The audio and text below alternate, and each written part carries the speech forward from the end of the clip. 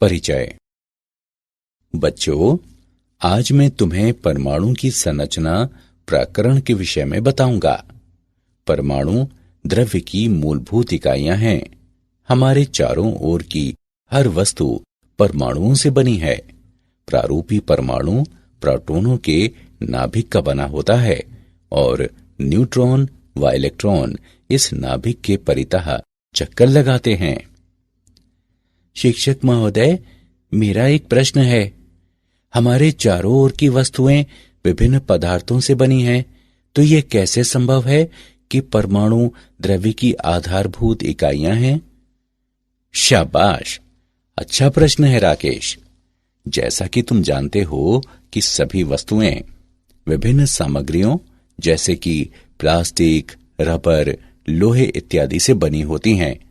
इनमें अणुओं के विन्यास तथा प्रकार अलग अलग तरह के होते हैं तथा अणु या दो से अधिक परमाणुओं का समूह होता है।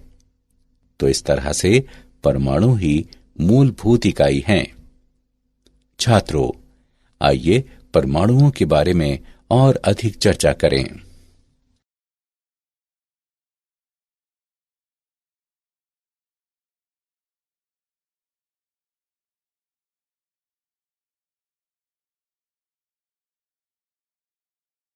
उद्देश्य। इस पाठ के अंत में आप निम्न करने में सक्षम हो जाएंगे। परमाणु के थॉमसन मॉडल को जानना, अल्फा कणों के प्रकीर्णन के प्रयोग का वर्णन करना, अल्फा कणों के प्रकीर्णन के प्रयोग को समझना, रदरफोर्ड के परमाणु मॉडल का वर्णन करना, इलेक्ट्रॉन की कक्षा को परिभाषित करना, परमाणुवीय स्पेक्ट्रम का विश्लेषण करना, हाइड्रोजन परमाणु के बोर मॉडल की विवेचना करना, हाइड्रोजन परमाणु के ऊर्जा स्तरों के बारे में जानना, हाइड्रोजन परमाणु के लाइन स्पेक्ट्रम का विश्लेषण करना, बोर के द्वितीय अभिगृहित का दे ब्रॉगली के स्पष्टीकरण के बारे में जानना।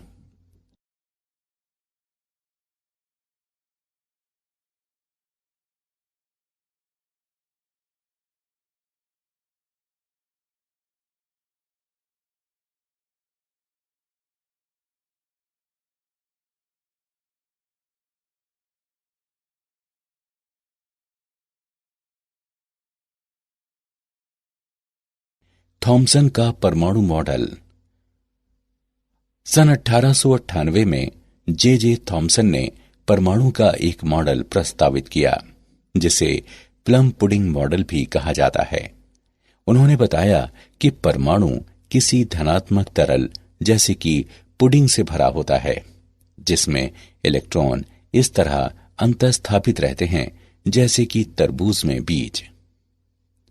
गोलीय मॉडल की त्रिज्या लगभग 10⁻⁻8 सेंटीमीटर होती है। धनात्मक तरल पर कुल धनावेश समान होता है, जो इलेक्ट्रॉनों के ऋणावेशों द्वारा सममितिक रूप से संतुलित रहता है। लेकिन इस मॉडल को अस्वीकृत कर दिया गया क्योंकि यह मॉडल रदरफोर्ड द्वारा किए गए प्रयोगों के परिणामों को संतुष्ट करने में विफल रहा। अल्फा कणों के प्रकीर्णन का प्रयोग। रदरफोर्ड ने धातु की पतली पन्नियों पर अल्फा कणों को प्रक्षेपित कराया और प्रक्षेपित कणों के विक्षेपण वाले पथों का अवलोकन किया। प्रायोगिक व्यवस्था। एक रेडियोधर्मी स्रोत से उत्सर्जित अल्फा कण लेड की ईंटों से गुजरकर एक संकीर्ण पुंज के रूप में संरेखित होते हैं। पुंज को धातु की एक पतली पन्नी पर प्रक्षेपित कराया गया, जिसकी मोटाई 2.1 गुणे 10⁻⁻7 मीटर थी। प्राकीर्णित अल्फा कणों का विक्षेप मापने के लिए एक घूर्णी संसूचक का प्रयोग किया गया, जिसमें जिंक सल्फाइड का एक पर्दा और एक सूक्ष्मदर्शी था। प्रेक्षण। अधिकांश अल्फा कण धातु की पन्नी से इस तरह सीधे गुजर जाते हैं जैसे वे रिक्त स्थान में गए हों। आपतित कणों में से केवल 0.14% ही 1 डिग्री से अधिक प्रकीर्णित होते हैं। इन कणों का एक छोटा अंश 90 डिग्री से बड़े विशाल कणों द्वारा प्रकीर्णित होता है, जिनमें से कुछ लगभग 180 डिग्री कोणों से प्रकीर्णित होते हैं। रदरफोर्ड ने निम्न मान्यताओं के आधार पर एक सिद्धांत विकसित किया। अल्फा कण और नाभिक बिंदु द्रव्यमान एवं आवेश होते हैं। अल्फा कणों तथा नाभिक के बीच केवल एक वैद्युत स्थैतिक प्रतिकर्षी बल कार्य करता है। अल्फा कणों की तुलना में नाभिक इतना भारी होता है कि ये उनकी अन्योन्य क्रिया के दौरान गति नहीं करता।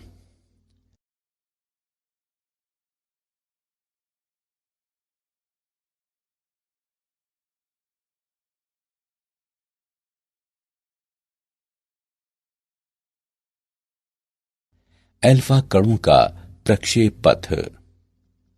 चूंकि वैद्युत स्थैतिक बल 1/r वर्ग विचलित होता है, अल्फा कणों का प्रक्षेप पथ अति परवलयी होता है, जहां r अल्फा कण और नाभिक के बीच तात्क्षणिक पृथक्कन है।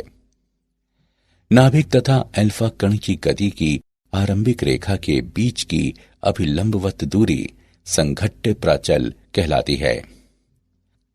रदरफोर्ड ने थीटा प्रकीर्णन कोण से पर्दे पर पहुंचने वाले अल्फा कणों की संख्या n थीटा प्रति इकाई क्षेत्रफल परिकलित किया और पाया कि n थीटा साइन थीटा बटे 2 की घात 4 के व्युत्क्रमानुपाती होता है। कण तथा नाभिक के बीच की निकटतम दूरी से नाभिक का आकार लगभग 10 की घात -14 मीटर से लेकर 10 की घात -15 मीटर तक होने का पता चलता है। परमाणु से संबंधित कोई इलेक्ट्रॉन नाभिक के बाहर आपेक्षिक बड़े आयतन वाले माने गए। परमाणु में बड़ा खाली स्थान होने के कारण अधिकांश अल्फा कण पतली पन्नी से बिना विक्षेपित हुए निकल गए। रदरफोर्ड का परमाणु मॉडल। रदरफोर्ड के प्रकीर्णन के प्रयोग ने नाभिकीय परमाणु मॉडल को जन्म दिया। इसकी मुख्य विशेषताएं निम्न हैं। परमाणु में धनावेशित तथा भारी क्रोड होती है, जो नाभिक कहलाता है। परमाणु के आकार की तुलना में नाभिक बहुत ही कम स्थान घेरता है। नाभिक कई इलेक्ट्रॉनों से घिरा रहता है, जिससे परमाणु विद्युतिक रूप से उदासीन हो जाता है। इलेक्ट्रॉनों को नाभिक की ओर विद्युत बल आकर्षित करता है, जिसके विरुद्ध अपने स्थानों पर बने रहने के लिए वे नाभिक के परितः कक्षाओं में चक्कर लगाते हैं।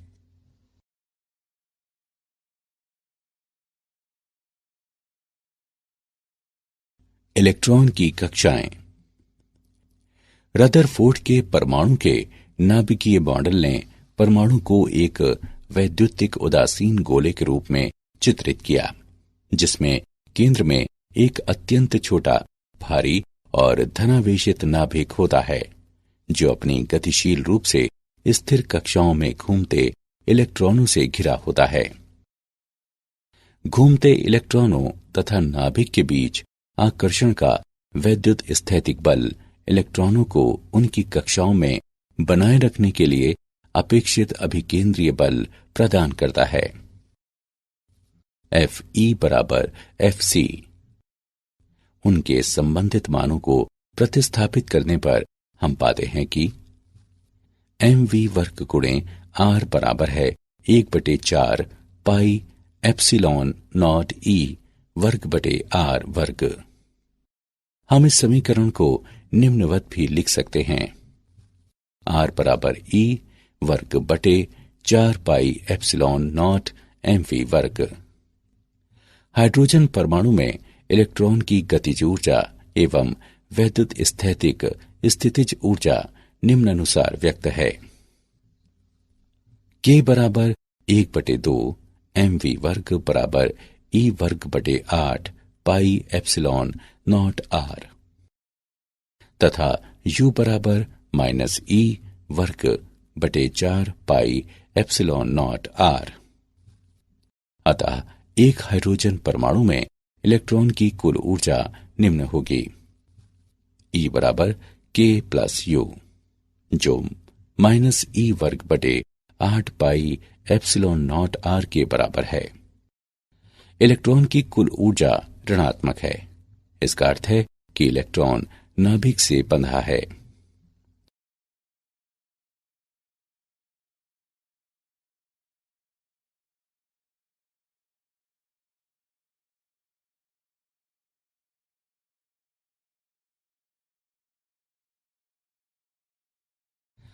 परमाणुवीय स्पेक्ट्रम। हाइड्रोजन जैसी गैस से भरी निर्वातित कांच नलिका में स्थित दो इलेक्ट्रोडों के मध्य पर्याप्त उच्च विभवांतर प्रयुक्त करके विद्युत चुंबकीय विकिरण उत्सर्जित किया जा सकता है। यदि उत्सर्जित रेखाओं का विश्लेषण किया जाए तो विविक्त रेखाओं की श्रृंखला देखी जाती है, जिसमें प्रत्येक रेखा एक विशिष्ट तरंग दैर्ध्य के संगत होती है। काली पृष्ठभूमि में चमकीली रेखाओं की ऐसी श्रृंखला उत्सर्जन रैखिक स्पेक्ट्रम कहलाती है। जब किसी गैस से श्वेत प्रकाश गुजरता है तो पारगत प्रकाश में कुछ काली रेखाएं होती हैं। ये काली रेखाएं गैस की सामग्री का अवशोषक रैखिक स्पेक्ट्रम कहलाती हैं। दृश्य क्षेत्र में रेखाओं का समूह बामर श्रेणी कहलाता है। ये रेखाएं निम्न समीकरण द्वारा वर्णित की जा सकती हैं: 1/लैम्डा बराबर r 1/2 वर्ग माइनस 1/n वर्ग। यहां n के मान 3, 4, 5 व इसी प्रकार अन्य हो सकते हैं तथा r रिडबर्ग नियतांक है, जिसका मान 1.097332 गुणे 10⁻7 प्रति मीटर होता है। दृश्य क्षेत्र के बाहर स्थित रेखाओं की अन्य श्रेणियां निम्न हैं: लाइमैन श्रेणी, जो निम्न रूप में व्यक्त है: 1/लैम्डा बराबर r 1/1 वर्ग माइनस 1/n वर्ग। यहां n के मान 2, 3, 4, 5 व इसी प्रकार अन्य हो सकते हैं। पाशन श्रेणी, जो निम्न रूप में व्यक्त है: 1/लैम्डा बराबर r 1/3 वर्ग माइनस 1/n वर्ग। यहां n के मान 4, 5, 6, 7 व इसी प्रकार अन्य हो सकते हैं। ब्रैकेट श्रेणी, जो निम्न रूप में व्यक्त है: 1/लैम्डा बराबर r 1/4 वर्ग माइनस 1/n वर्ग। यहां n के मान 5, 6, 7, 8 व इसी प्रकार अन्य हो सकते हैं। फंड श्रेणी, जो निम्न रूप में व्यक्त है: 1/लैम्डा बराबर r 1/5 वर्ग माइनस 1/n वर्ग। यहां n के मान 6, 7, 8, 9 व इसी प्रकार अन्य हो सकते हैं।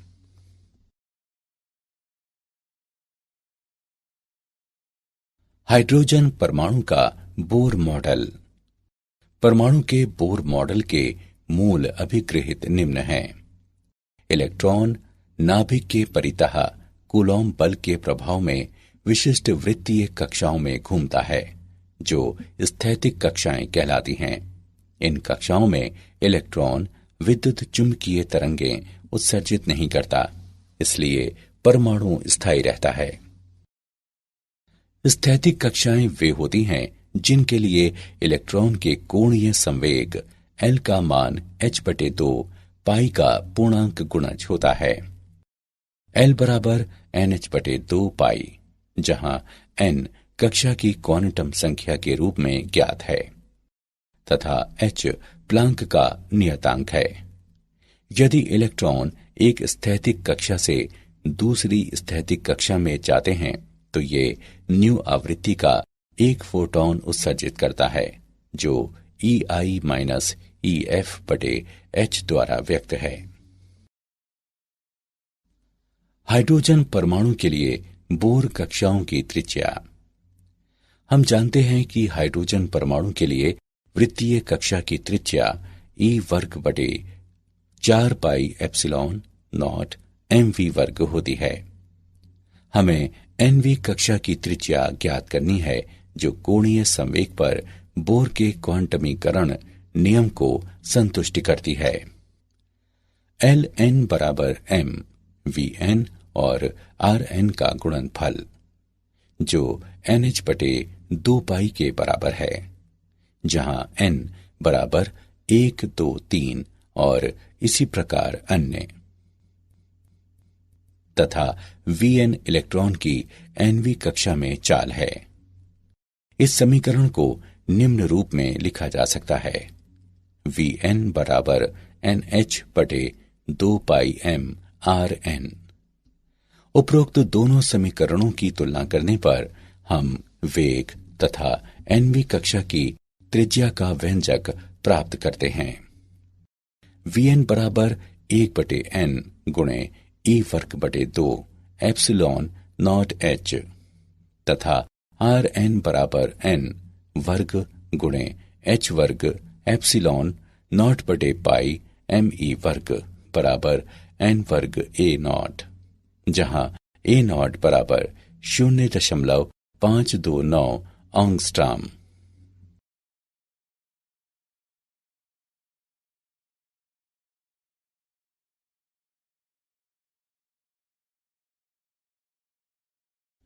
हाइड्रोजन परमाणु के ऊर्जा स्तर। हम जानते हैं कि हाइड्रोजन परमाणु की कुल ऊर्जा इलेक्ट्रॉन की गतिज ऊर्जा तथा नाभिक के कूलॉम क्षेत्र में इसकी स्थितिज ऊर्जा का योग होती है। En बराबर माइनस E वर्ग बटे 8 पाई एप्सिलॉन नॉट Rn। इस समीकरण को निम्नवत भी लिखा जा सकता है। En बराबर me की घात 4 बटे 8 एप्सिलॉन नॉट वर्ग n वर्ग h वर्ग, जहां E नॉट बराबर me की घात 4 बटे 8 एप्सिलॉन नॉट वर्ग h वर्ग। En बराबर 2.2 गुणे 10 की घात माइनस 18 जूल, जो 13.6 इलेक्ट्रोवोल्ट के बराबर है। उपरोक्त समीकरण को निम्नवत भी लिखा जा सकता है। En बराबर माइनस 13.6 बटे n वर्ग इलेक्ट्रोवोल्ट। इन समीकरणों द्वारा वे निर्दिष्ट ऊर्जाएं हाइड्रोजन परमाणु के ऊर्जा स्तर कहलाती हैं। ये स्तर ऋणात्मक रूप से इंगित करते हैं कि हाइड्रोजन परमाणु एक आबद्ध निकाय होता है। न्यूनतम स्थैतिक ऊर्जा अवस्था, जो कि तलस्थ अवस्था भी कहलाती है, n बराबर 1 के संगत होती है और इसकी ऊर्जा E1 बराबर माइनस 13.6 इलेक्ट्रोवोल्ट होती है। अगली अवस्था, जो कि प्रथम उत्तेजित अवस्था कहलाती है, n बराबर 2 के संगत होती है तथा इसकी ऊर्जा E2 बराबर माइनस 3.4 इलेक्ट्रोवोल्ट होती है तथा इसी प्रकार आगे अन्य अवस्थाएं होती हैं। क्वांटम संख्या बढ़ते जाने के साथ संगत ऊर्जा 0 के निकट आती जाती है। परमाणु की तलस्थ अवस्था से मुक्त होने के लिए इलेक्ट्रॉन द्वारा आवश्यक न्यूनतम ऊर्जा परमाणु की आयनन ऊर्जा कहलाती है। अतः हाइड्रोजन परमाणु की आयनन ऊर्जा 13.6 इलेक्ट्रोवोल्ट होती है। उदाहरण। आइए बोर के हाइड्रोजन परमाणु मॉडल का एक उदाहरण देखें। बोर के हाइड्रोजन परमाणु की तलस्थ अवस्था में इलेक्ट्रॉन द्वारा उत्सर्जित विकिरण की न्यूनतम से अधिकतम तरंगदैर्ध्य का अनुपात ज्ञात करें। आइए इसका हल देखें। इलेक्ट्रॉन दो ऊर्जा स्तरों N1 और N2 के बीच पारगमन के संगत विकिरण ऊर्जा 13.6 गुणे 1/N1 वर्ग माइनस 1/N2 वर्ग इलेक्ट्रोवोल्ट होगी। E न्यूनतम है जहां N1 बराबर 1 और N2 बराबर 2। E न्यूनतम बराबर है 13.6 गुणे 3/4 इलेक्ट्रोवोल्ट। E अधिकतम है जहां N1 बराबर 1 और N2 बराबर अनंत। E अधिकतम बराबर 13.6 इलेक्ट्रोवोल्ट। अब E न्यूनतम एवं E अधिकतम का अनुपात लेने पर हम पाते हैं कि E न्यूनतम बटे E अधिकतम बराबर 3/4 या लैम्डा न्यूनतम बटे लैम्डा अधिकतम बराबर 3/4। अतः बोर के हाइड्रोजन परमाणु की तलस्थ अवस्था में इलेक्ट्रॉन द्वारा उत्सर्जित विकिरण की न्यूनतम से अधिकतम तरंगदैर्ध्य का अनुपात 3:4 होगा।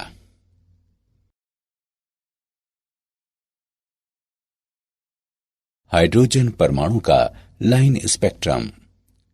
परमाणुओं के निकाय में सामान्य तापमान पर अधिकांश परमाणु तलस्थ अवस्था में रहते हैं। यदि हाइड्रोजन परमाणुओं के ऐसे निकाय पर श्वेत प्रकाश डाला जाता है तो संक्रमित प्रकाश के विविध तरंगदैर्ध्यों वाले विकिरण नहीं होते। हाइड्रोजन का ये अवशोषण स्पेक्ट्रम लाइमैन श्रेणी के संगत होता है। इलेक्ट्रॉनों द्वारा विकिरण से ऊर्जा अवशोषित करने के पश्चात निम्नतर ऊर्जा अवस्थाओं से उच्चतर ऊर्जा अवस्थाओं में जाने पर अवशोषण स्पेक्ट्रम प्राप्त किया जाता है। अवशोषित विकिरण की आवृत्ति निम्न द्वारा व्यक्त है। h न्यू HL बराबर E उच्च माइनस E निम्न। कमरे के तापमान पर बहुत कम इलेक्ट्रॉन उच्च ऊर्जा अवस्थाओं n बराबर 2 और 3 में होते हैं। विभिन्न ऊर्जा स्तरों में इलेक्ट्रॉनों की संख्या तापक्रम द्वारा निर्धारित की जाती है। उच्चतर तापमान पर हाइड्रोजन के अधिक संख्या में इलेक्ट्रॉन n बराबर 2 स्तर में होते हैं। अवशोषण रेखाओं का तरंगदैर्ध्य उत्सर्जन रेखाओं के समान होता है। उत्सर्जित प्रकाश तथा अवशोषित प्रकाश की आवृत्ति परिकलित करने के लिए इस संबंध का उपयोग किया जाता है। E2 माइनस E1 बराबर h न्यू 12 जो Hc बटे लैम्डा 12 के बराबर है। बोर के क्वांटमीकरण के द्वितीय अभिग्रहित का दे ब्रॉगली द्वारा स्पष्टीकरण। दे ब्रॉगली ने कक्षा में घूमते इलेक्ट्रॉन के कोणीय संवेग पर क्वांटमीकरण प्रतिबंध की व्याख्या प्रस्तुत की। दे ब्रॉगली के अनुसार जब कोई इलेक्ट्रॉन एक परमाणु की स्थैतिक कक्षा में होता है तो ये एक प्रकार की अनुनादी स्थिति में होता है।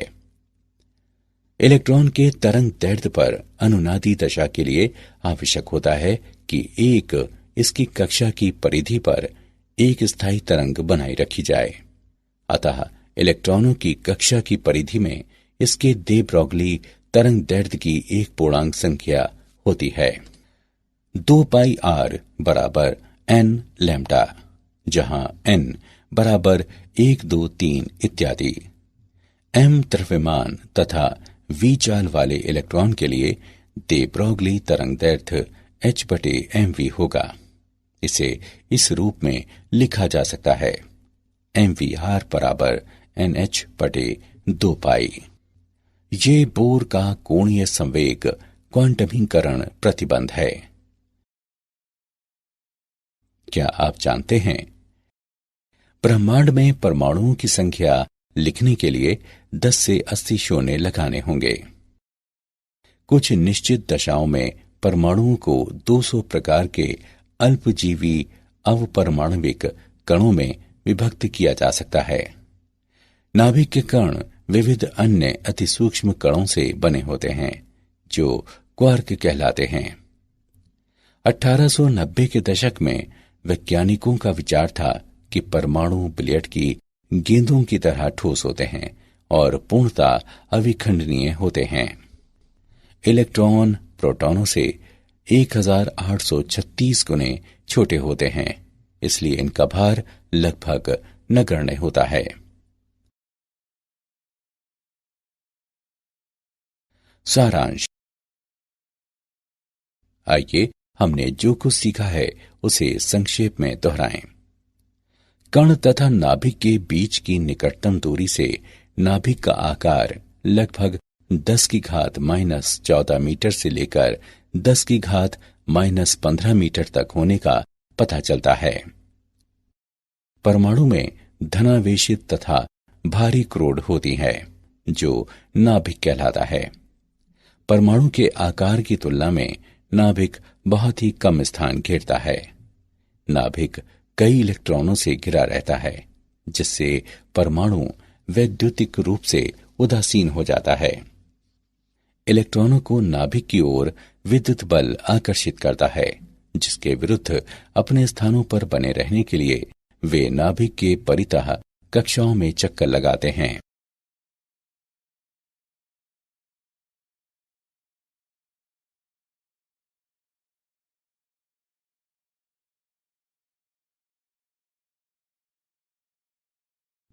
जब किसी गैस से श्वेत प्रकाश गुजरता है तो पारगत प्रकाश में कुछ काली रेखाएं होती हैं। ये काली रेखाएं गैस की सामग्री का अवशोषण रैखिक स्पेक्ट्रम कहलाती हैं। इलेक्ट्रॉन नाभिक के परितः कूलॉम बल के प्रभाव में विशिष्ट वृत्तीय कक्षाओं में घूमता है, जो स्थैतिक कक्षाएं कहलाती हैं। परमाणु की तलस्थ अवस्था से मुक्त होने के लिए इलेक्ट्रॉन द्वारा आवश्यक न्यूनतम ऊर्जा परमाणु की आयनन ऊर्जा कहलाती है। इलेक्ट्रॉनों द्वारा विकिरण से ऊर्जा अवशोषित करने के पश्चात निम्नतर ऊर्जा अवस्थाओं से उच्चतर ऊर्जा अवस्थाओं में जाने पर अवशोषण स्पेक्ट्रम प्राप्त किया जाता है।